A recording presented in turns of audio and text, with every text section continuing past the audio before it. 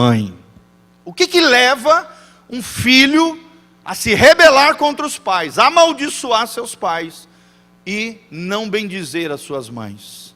Nada mais é do que filhos feridos pelos seus próprios pais. Erros e falhas de paternidade e maternidade gera rebeldia. Amém? Então é isso que nós aprendemos nessa primeira geração. Infelizmente, Satanás tem assolado muito a vida de pais e filhos, criando um fútil legado de pais e criando uma brecha através das gerações. Pais que não falam a linguagem dos filhos e filhos que não querem mais ouvir os pais. Nós vimos uma segunda geração também, ou seja, depois dos filhos serem feridos, se rebelarem contra os seus pais, amaldiçoarem seus pais, atraírem pelo menos duas maldições, ou dois espíritos, que é, primeiro, um espírito de morte que os persegue por causa da desonra, e um espírito de pobreza, miséria e bancarrota na área material, porque desonram os seus pais. A Bíblia diz: honra o teu pai e tua mãe, para que te vás bem e tenha longos dias sobre a terra. Ou seja, quando você desonra o pai e a mãe, você encurta a sua vida sobre a terra, com essa desonra, atrai um espírito de morte, que começa a te perseguir no dia a dia, nas suas coisas. E aí nós entendemos porque que muitos jovens, muitas adolescentes, às vezes até crianças, morrem em tenra idade, por rebeldia, por desonra contra os seus pais. E nós vimos isso também, que além da morte prematura, atrai um espírito de miséria, pobreza e bancarrota. Nós entendemos daí porque que muitas pessoas não conseguem vencer na vida, não conseguem ter sucesso patrimonial, material na sua vida financeira, muitas vezes porque tem coisas mal resolvidas lá com seus pais. Ódio, ressentimento, amargura, quebra de aliança, quebra de relacionamento, e precisa haver uma reconciliação entre pais e filhos, para que seja restaurada essa situação. Então, a primeira geração é isso: falhas de paternidade e rebeldia por parte dos filhos. Nós vemos na segunda geração já pessoas feridas, que com as suas feridas tentam de alguma maneira, através da religiosidade e através da cegueira espiritual, disfarçar as feridas da sua alma. Amém? Nós vimos que a religiosidade é uma forma de deteriorizar a sua experiência com Jesus, a comunhão com Deus. E muitas vezes a religiosidade é gerada por carências e feridas não tratadas nos corações. Nós vimos que a religiosidade nos deixa vulneráveis na mão do inimigo, nos empurra para a imoralidade, e ela muitas vezes é uma espécie de compensação de um coração ferido, através de um comportamento religioso, ou seja, uma casca de piedade, uma falsa piedade, e apego à imoralidade, à sujeira, a uma vida oculta, às vezes uma vida dupla, que mais tarde vai levar ao escândalo. Mas nós vamos entrar agora na terceira geração, amém? Ou seja, primeiro, falha de paternidade e rebeldia, primeira geração. Segunda geração, cegueira espiritual e religiosidade, para tentar disfarçar de maneira religiosa e piedosa, entre aspas, a ferida que ficou oculta e que não foi tratado. A terceira geração é uma continuidade dessa maldição, desse mal, dessa ferida que ainda não foi tratada. E a Bíblia diz no versículo 13, presta atenção: há uma geração cujos olhos são altivos e cujas pálpebras são levantadas para cima. Provérbios 30, 13. Ou seja, aqui nesse momento, essa terceira geração, ela é tomada de orgulho, de soberba, de altivez e de arrogância.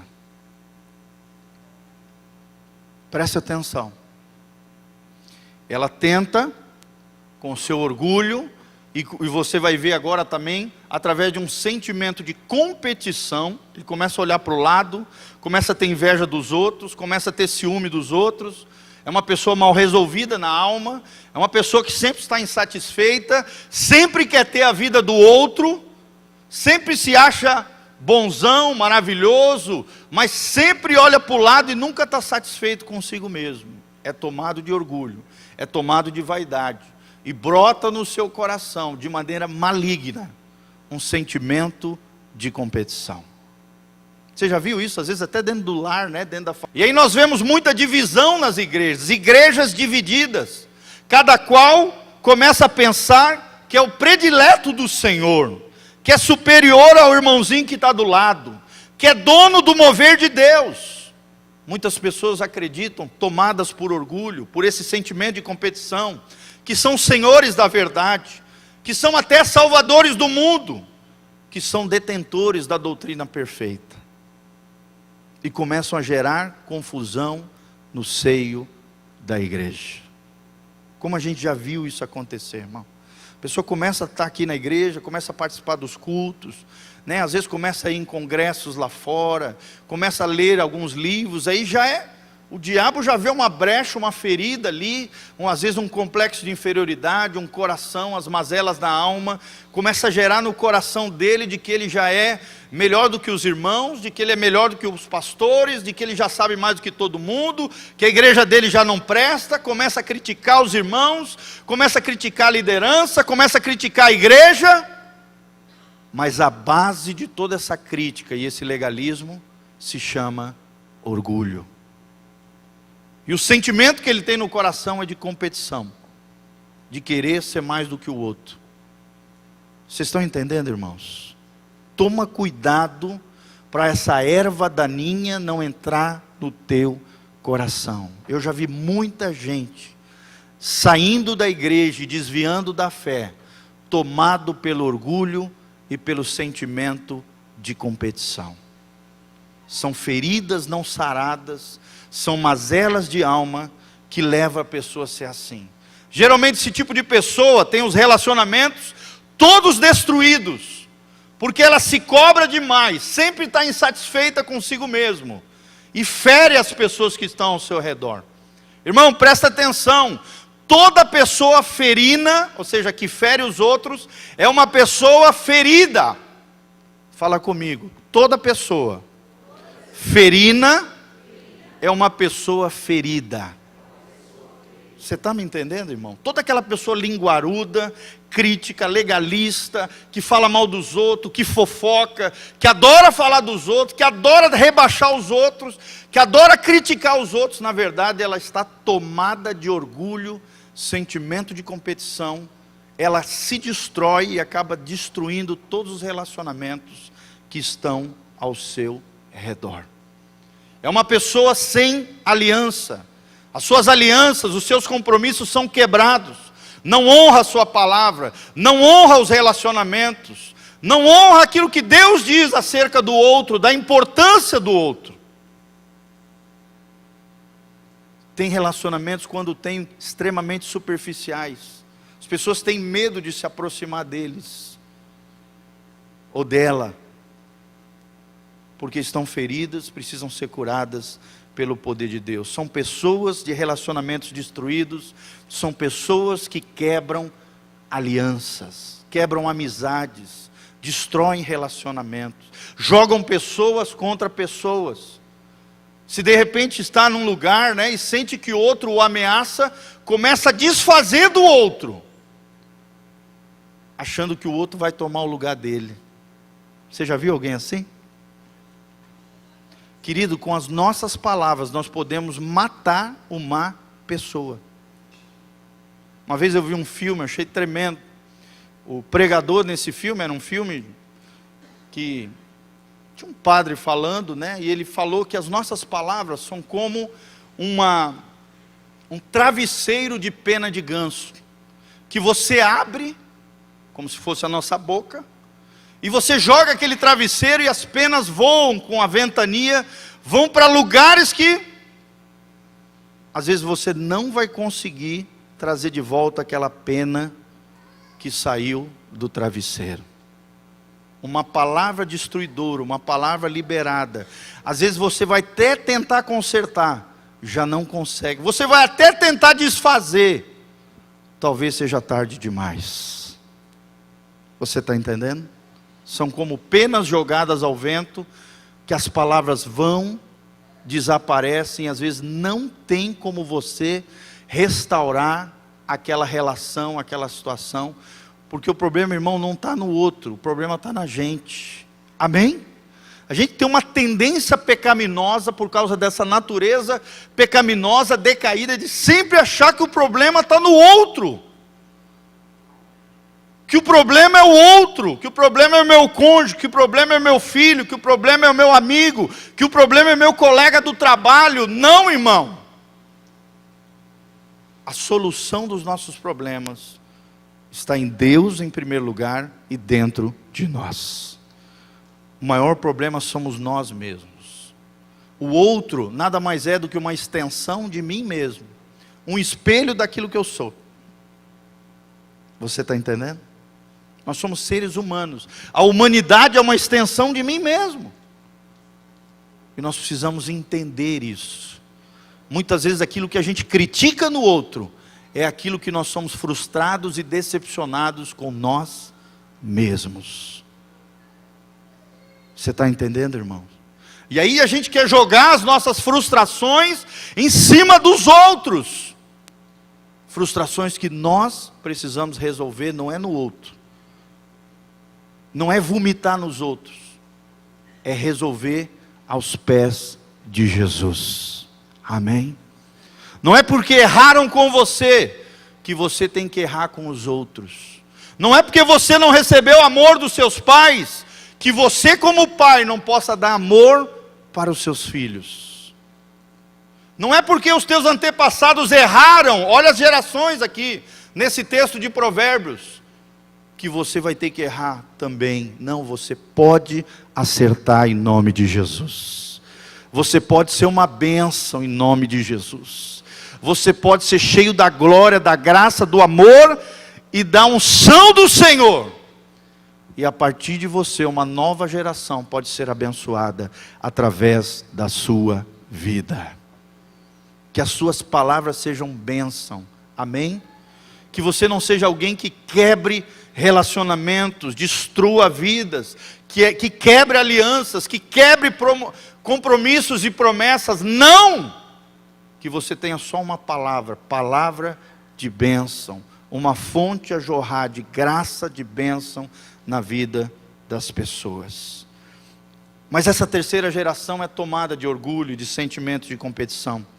Nós vemos às vezes nas igrejas, que grandes resultados numa determinada igreja, muitas vezes despertam orgulho e superioridade na vida dos seus líderes, que muitas vezes são pessoas imaturas. Muitas igrejas também possuem um legado de divisão, ou seja, aquela igreja já é divisão da divisão. Por quê? Líderes muitas vezes orgulhosos, tomados de si, tomados por esse sentimento de orgulho e competição, sai rachando as igrejas e gerando todo esse legado de divisão. É uma divisão da divisão, de uma igreja que também se dividiu. Imagina qual é o espírito que opera nesse tipo de congregação, nesse tipo de igreja. Nós vemos, amados, que nós estamos constantemente no meio de duas situações: inferioridade e superioridade. Amém? Superioridade é o orgulho, a altivez, a arrogância, a prepotência, que é a mesma coisa com nomes diferentes. Orgulho, em outras palavras, resumindo. E do outro lado está a inferioridade, o complexo de inferioridade, pessoa que se acha menos. O que nós precisamos é de um equilíbrio da parte de Deus nas nossas vidas. Amém? Que cada um saiba quem é em Jesus. Que cada um saiba quem é em Deus, de maneira moderada, equilibrada, diante do Senhor e diante das pessoas. Inferioridade e superioridade são dois extremos da mesma vara, e essa também faz parte da lei da compensação. Soberba nada mais é do que a casca de uma ferida, irmão. Toda pessoa soberba, dentro da sua alma existe uma ferida. Quem é bem resolvido com Deus, quem é bem resolvido com as pessoas, é humilde, é quebrantado, é autêntico, é verdadeiro, não teme a nada nem ninguém a não ser o Senhor, como diz a palavra de Deus. Nós não podemos temer as pessoas. Nós não podemos temer os homens, diz a Bíblia. Nós só temos que temer aquele que tem o poder e a capacidade de enviar alguém para o inferno, que é o nosso Deus. Por isso existe um conceito bíblico chamado temor do Senhor, que é medo de pecar, medo de ferir o coração de Deus, medo de arrebentar a própria alma, é respeito, é reverência, é honra, é dignidade diante de Deus. E nós temos que andar no temor do Senhor, com humildade, com singeleza de coração e com quebrantamento. Meu irmão, minha irmã, onde existem feridas, normalmente vai se manifestar na vida da pessoa a soberba e a autoafirmação. Fala comigo, autoafirmação. Pastor, o que é isso? Autoafirmação, querido, é um mecanismo que nós temos de defesa, de querer nos sobrepujar sobre as outras pessoas, de querer se sobressair sobre os outros, se autoafirmando. Você já conversou com alguém que quando ele começa a falar, ele começa a contar dos seus sucessos, da sua formação acadêmica, ele começa a contar dos seus grandes feitos, de como ele é bom, de como ele conquistou, de como ele tem dinheiro, de como ele fez isso, como fez aquilo, em outras palavras, é o que comumente a gente fala, né? Está se achando. Isso é autoafirmação. Isso revela que é um coração ferido, cuja casca é o orgulho. É alguém que precisa se autoafirmar. E quem precisa se autoafirmar é porque não tem firmeza na alma. Porque não tem firmeza na sua identidade. Não sabe quem é em Deus. Irmãos, a nossa identidade não está no outro, não está no nosso cônjuge, não está nos nossos filhos, não está nos nossos irmãos da igreja, não está na nossa denominação.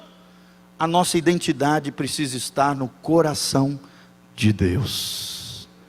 Amém? Você precisa se descobrir em Deus quem é você no coração de Deus. E a primeira coisa que a Bíblia te ensina é que você que nasceu de novo, que entregou a vida para Jesus, que tem o Espírito Santo habitando dentro de você, você é filho de Deus, lavado pelo sangue de Jesus. Deus tem derramado dons e talentos sobre a tua vida. Você é especial para Deus. Você é maravilhoso. Deus te ama. Você não precisa ficar se achando, não precisa ficar se autoafirmando, você não precisa ficar se exaltando, não.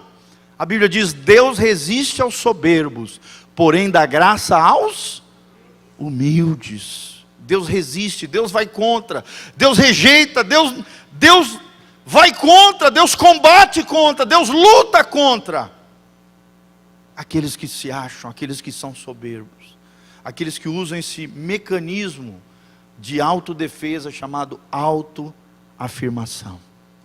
E todos nós, eu, vocês, todos nós precisamos cuidar com isso, porque quando a gente menos se percebe, nós estamos fazendo isso. Sim ou não, irmãos? É igual palavrão, tem que cuidar.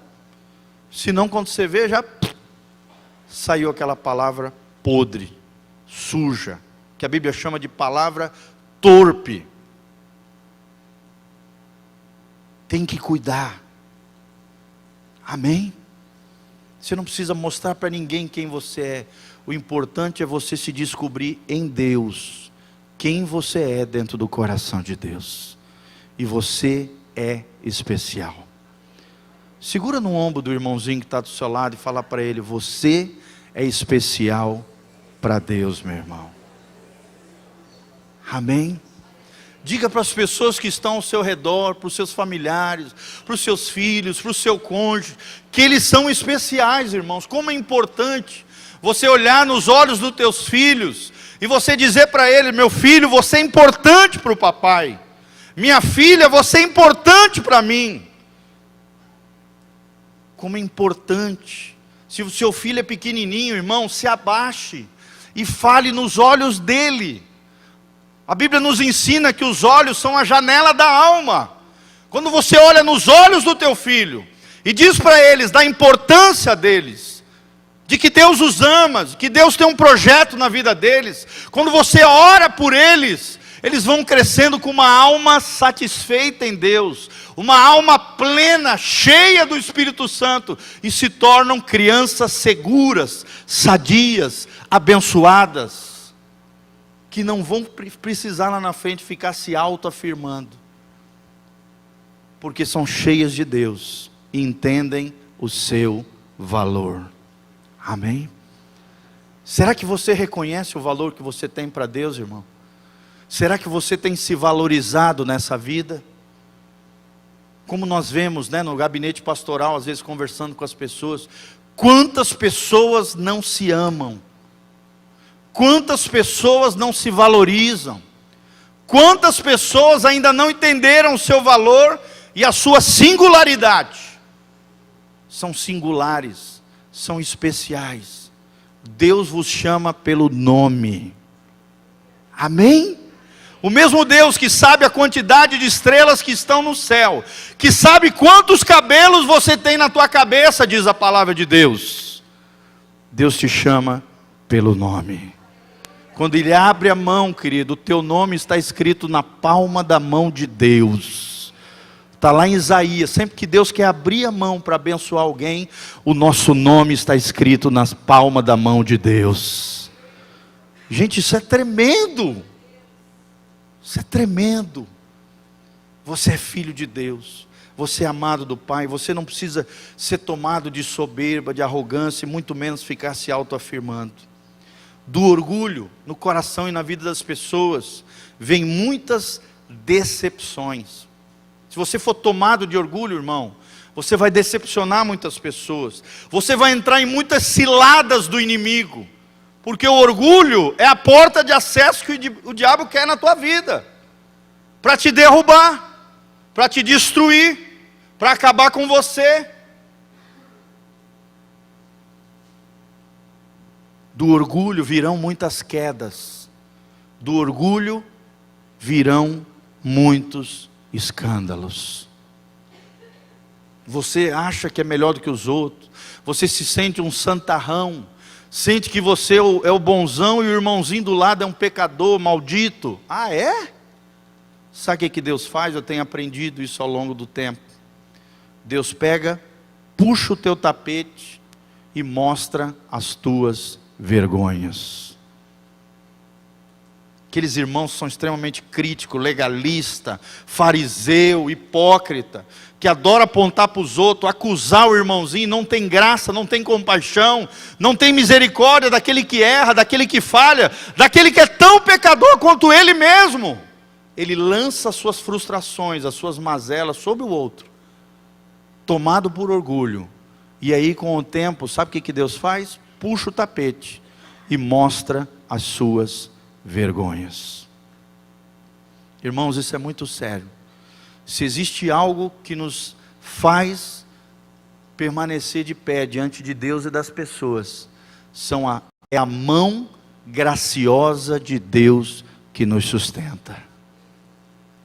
Fala assim comigo: é a mão de Deus que me sustenta de pé. Meu irmão, se Deus tirar a sua mão graciosa de você, você cai no chão e se esborracha. A terra se abre, o inferno te traga. Se não fosse as mãos graciosas de Deus nos sustentando, nós estaríamos perdidos. Por isso que a palavra de Deus diz: aquele que está de pé, cuidado para que não caia. Se você está de pé, meu irmão, é porque a graça de Deus tem te sustentado. O Senhor tem te guardado, o Senhor tem te preservado. É na força do Senhor que você tem vivido. E é pela graça de Deus que você está de pé. E você que está de pé, quando o irmão cair, ajude ele a levantar. E não use um dedo acusador, como diz aqui em Provérbios: os olhos altivos, as pálpebras para o alto. É uma pessoa que olha de cima para baixo, querendo humilhar os outros, envergonhar os outros, caluniar os outros, criticar os outros, jogar o outro para baixo, destruir emocionalmente o outro, tiranizar o outro, se sobrepujar sobre o outro. manipular o outro. É alguém tomado por orgulho. Amém, irmãos? Vamos orar, pedir a graça de Deus. Vamos parar por aqui. Mais para frente, na outra semana, se a graça de Deus nos ajudar e Jesus não voltar, amém? Se Jesus voltar, melhor ainda, irmãos. Nós vamos para a glória e vamos estar num lugar muito melhor do que esse daqui. Você está preparado para a volta de Jesus? Então não permita que o orgulho tome conta do seu coração. Não permita que o sentimento de competição brote na sua vida. Não queira ter a vida do outro.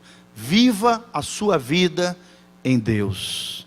Também, como nós aprendemos na segunda geração, não seja tomado de cegueira espiritual e enganado por um espírito de religiosidade. E muito menos, não fale como pai e nem promova a rebeldia na vida dos seus filhos. E nem desonre o seu pai e sua mãe, que precisam ser amados e honrados diante do Senhor. É a primeira geração. Vamos ter uma geração abençoada para a glória de Deus. Uma vida abençoada, um casamento abençoado, gera filhos abençoados, uma semente poderosa sobre a terra. Que você seja uma bênção nas mãos de Deus. Vamos nos unir aqui, querido. Feche os corredores, dê a mão para o irmão que está do seu lado. Vamos fazer uma oração aqui juntos, como igreja de Deus, pedindo a bênção do Senhor sobre as nossas vidas. Glória a Deus. Começa a orar, querido, agora. Feche os seus olhinhos, para que você se concentre no Senhor. Começa a apresentar a sua necessidade diante de Deus. Se o Espírito Santo tem mostrado algo que você precisa mudar na sua vida, com relação às coisas que nós já mencionamos, começa a pedir perdão agora para Deus. Começa a falar com o Senhor. Começa a dizer: Senhor, eu não quero mais ferir pessoas, quebrar relacionamentos, ser tomado de orgulho, me autoafirmar, me achar diante das pessoas. Não, Senhor. Eu quero amar os meus pais, não quero provocar ira nos filhos. Senhor, eu quero te honrar. Senhor, eu quero viver uma vida de íntima comunhão com o Senhor, um relacionamento sadio contigo. Começa a orar, começa a falar com Deus. Traz agora à tona a sua necessidade também. Fala com o Senhor aquilo que está no teu coração. E fala para Deus: Senhor, eu não quero ter o coração ferido. Senhor, eu não quero abrigar amargura, ódio, ressentimento, seja com os meus pais, seja com filho, seja com amigos, seja com colegas de trabalho. Eu libero o perdão agora em nome de Jesus.